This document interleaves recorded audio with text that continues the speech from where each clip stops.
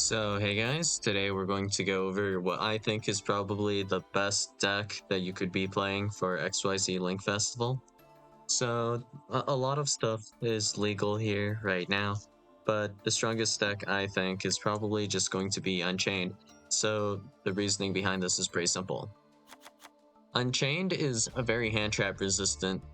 The worst thing you could do to Unchained is honestly an Ash Blossom Joyous Spring, but only situationally. If they have one extender for their combo, then yeah, Ash Blossom Joyous Spring no longer cuts it. But just in general, let's assume I open like Aruha or Rikea, and then a abominable Chamber of the Unchained, just any Unchained back row in general. So if I go like Rikea effect to pop Escape of the Unchained, I really do need this to resolve if this is my 2-card combo, right? But if I were to also have Aruha, then I can do Aruha effect from in hand to pop either the Rikea or Escape of the Unchained. So essentially, it becomes like a more or less a 3-card combo at this point, but from here, there is no real way to stop this, depending on exactly how it's done, right? So if we go Aruha effect, popping Escape of the Unchained, then we can summon Sharvara, and then we can link off Aruha and Sharvara to make Yama. And then with Yama, we can search here. And this search is not stoppable because I can Rikea effect to quick effect pop the Yama. So the only way for you to stop specifically this Yama now would be to Gamma me on the Yama. But I still have technically follow-up a little bit further if I pop the Aruha, which is completely doable. And one way I could go about this is, let's say you Gamma the Yama, I can do Rikea pop itself, and then we can do Aruha effect when it gets popped, because we can summon it back off of Yama, because we can trigger Yama by destroying like a Rikea, or Rikea destroying any back row if I have something to set. So under like even these ridiculous circumstances, we have some plays. So the only downside is figuring out how we deal with the ratios here, and the fact that we have no SP. So without SP, we essentially lose one interaction when we go from Unchained Soul of Rage into something else. If we want to make Unicorn, we need to discard a card, which kind of sucks. But if we're talking about hand trap resistance, yeah, the deck is nuts. I don't know what else to say. So let's just finish off this list then. All right. Tour guide. Muckraker. Then, I don't know. We'll do High Wave King, I guess, next. And maybe we'll grab Zeus and Diaz. Probably Typhon as well, actually. So grab Typhon. Maybe Diaz. Diaz could come up, I guess. And then we have to kind of figure out what we do with the rest of our extra deck slots. So because Raid Raptor is like a thing that exists, having an out for the Raid Raptors is pretty important. So a good way we can deal with them is just to make an Avramax. In general, if we make it with IP especially, this Avramax will be a bit of a bastard to out. So yeah, that might help. And then we'll throw in, I guess, access code for good measure. Time being, this looks like fine. Ratios, we can adapt it later and fix this up. But yeah, we're fairly hand trap resistant, and honestly, I would prefer Maxi be legal because it makes Ash Blossom Joe Spring feel less awful to play. And you do have like a not super bad play if you do get max seed. So if we're looking at just regular Unchained, right? If I do normal summon Rakea, pop Escape with Unchained, and then I get max seed on, I can just simply special summon Sharvara, link off for Unchained Soul of Rage, and then set Escape of the Unchained or Abominable Chamber of the Unchained. That doesn't super matter. And then we can use Unchained Soul of Rage effect, summon SP, SP effect to banish, SP other effect to banish, and it's still 3 interactions. And if I have some hand traps in my hand, then it's pretty nasty. So I guess we'll go Cult by Effect Veiler. And preferably we want more spells and traps because we can pop them with, if absolutely necessary, we can pop them with Aruha and Sharvara. So yeah, let's grab Duster, and I'll do Dark Hole. What else do we need? I guess we'll go with triple tactics, talents, and thrust. So talents, thrust, cool. And honestly, thrust is especially cool because we can set like Escape of the Unchained and then pop this to trigger it still. So that's pretty cool, I guess. We're missing Fiendish Rhino Warrior, so we should grab that. Very important for the tour guide line, I suppose. We have 3 cards left. So do we put in more hand traps? I guess we should. So we'll do Ghost Bell, I guess. Bell is just alright. Anyways. But maybe instead of running 3, we'll run 2. And then throw in a copy of either Ghost Mourner or we can do Ghost Ogre. We'll do Ghost Ogre. And here we have a pretty decent 40 card list, I guess. So we'll do draw 5. And this is just going to be combo. And this is extremely hard to stop, of course. So if we want, we can also play around Nibiru with this hand, like without a doubt. We have quite a nasty hand here, so quick way to immediately play around Nibiru is we can do, well, because we have 4 cards, we can just do Abomination's Prison to add Sharvara effect to pop the Abominable Chamber of the Unchained, and then we can use this to immediately go into Shyama, and then go into Wave Hiking Caesar, like immediately. And then we can do some other play with like Aruha and our other card, but I think it's more efficient to wait a little bit before making the Wave Hiking Caesar.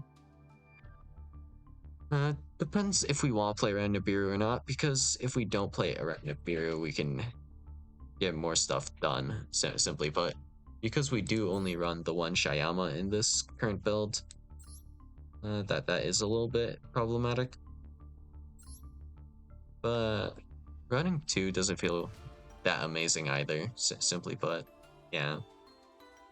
If we have Shyama attached to our Wave Hiking Caesar, we can't use its graveyard effect, which is pretty nice when we're able to do so. We're losing essentially 1 body if we don't summon Unchained Soul of Shyama from the deck and then summoning it from the graveyard. So I think it's mostly the summon from the graveyard where we're missing out. But alright. What next?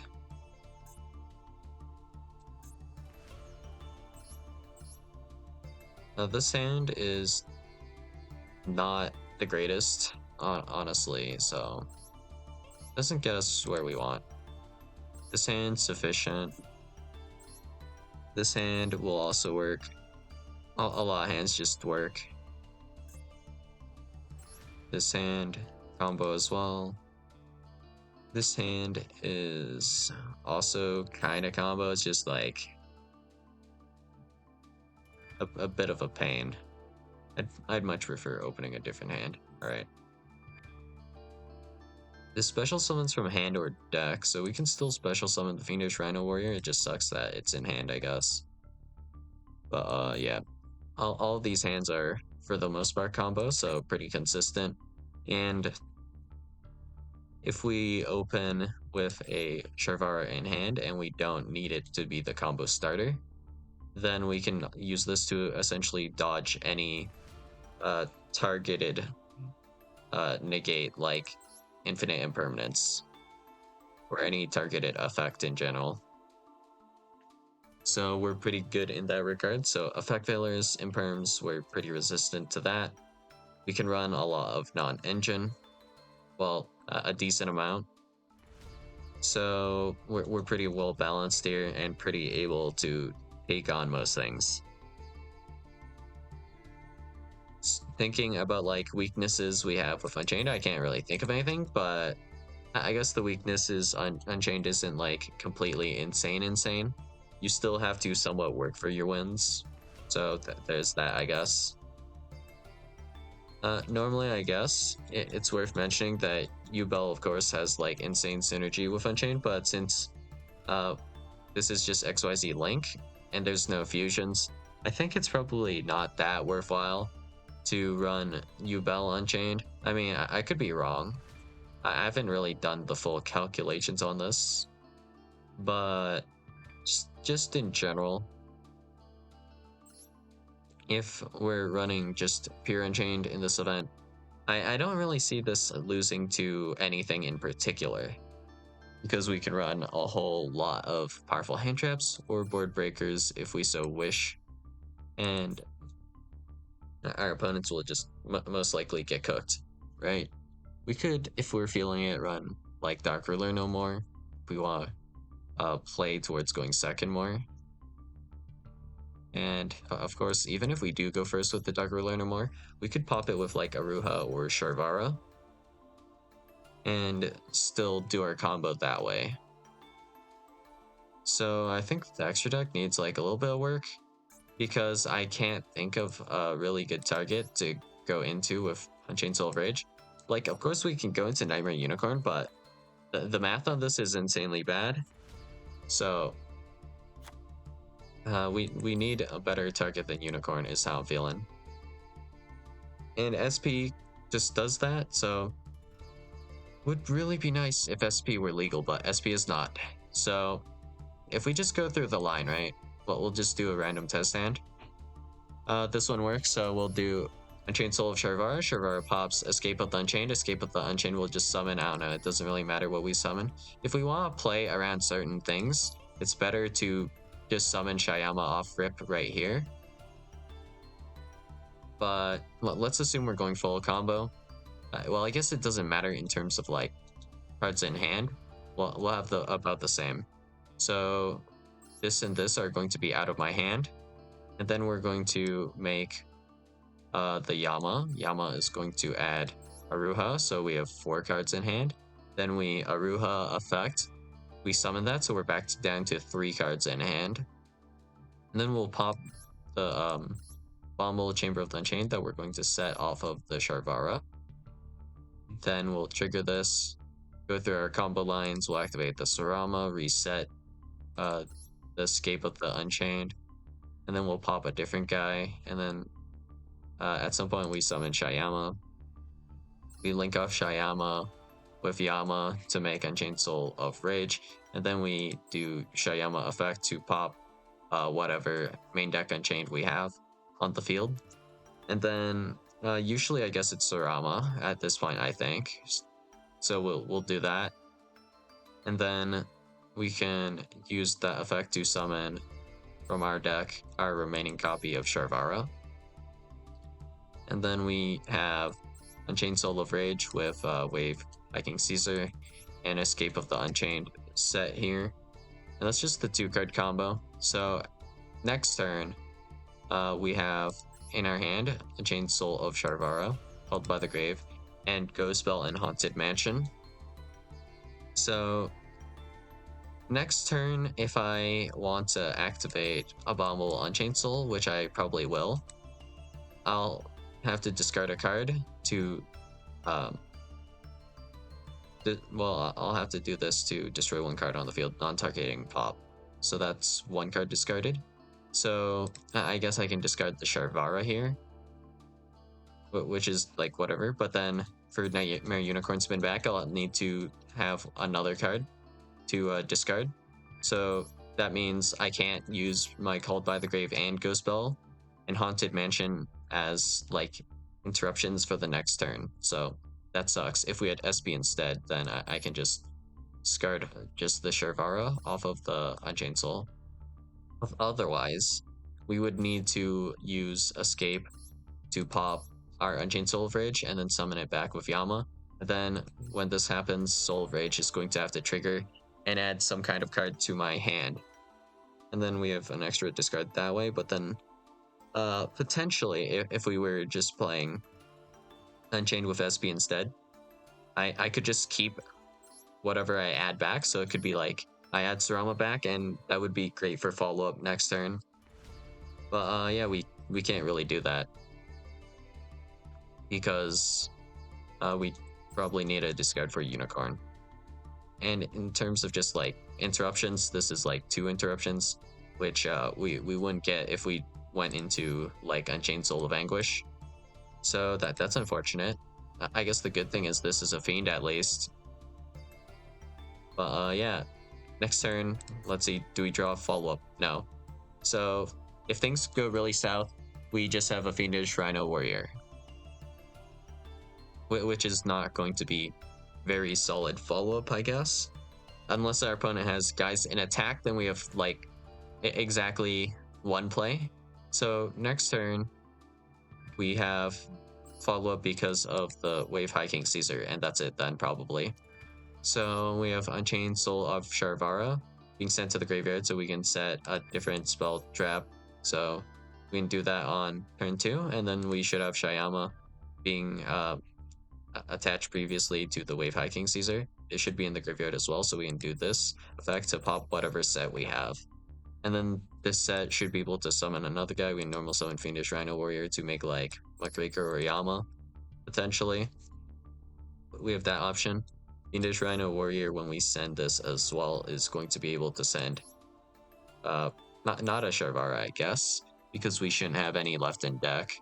So that is unfortunate. So there's nothing good to send off of the Rhino Warrior at this point in time. But yeah, for the most part, we're going to be having a great old time with Unchained. And speaking of which, now that I think about it, what does this card do? In that specific situation, this would be good, right? If a Fiend monster, except for Diabolica, is sent to your graveyard, special summon this card from graveyard.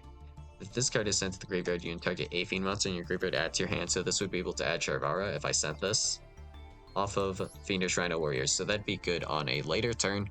But generally, I don't think this is super worth running, I guess, then. Alright. So, yeah. That's all I got for you guys today. And I'll see you guys in the next video. Well, actually, one more thing worth considering is how much of the like a DD package is worth running.